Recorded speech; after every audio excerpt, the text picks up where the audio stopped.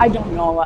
I rather see it that I rather see it sort of having raised rates a little bit and having a couple, having some flexibility as opposed to not raising rates and not having any flexibility. Having flexibility is always a good thing.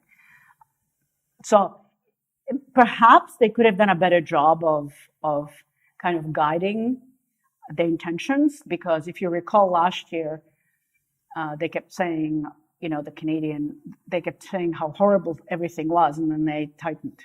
So it was kind of the element of surprise I wasn't that impressed with. But the fact that they raised rates did not bother me. I thought that made sense.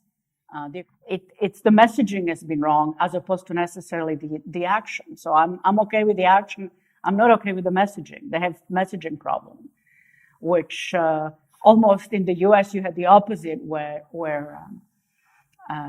Chair Yellen was kind of messaging ad nauseum before she actually did anything, right? I mean, she went on and on and on about preparing the market for a raise before she actually raised. So, but that's probably the better way of going around it than surprising the market, right?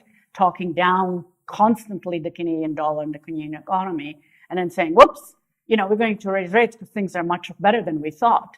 Well, what does it say about the central bank's perception of how the economy is going? It's not like they have anything else to do except actually get the economy right.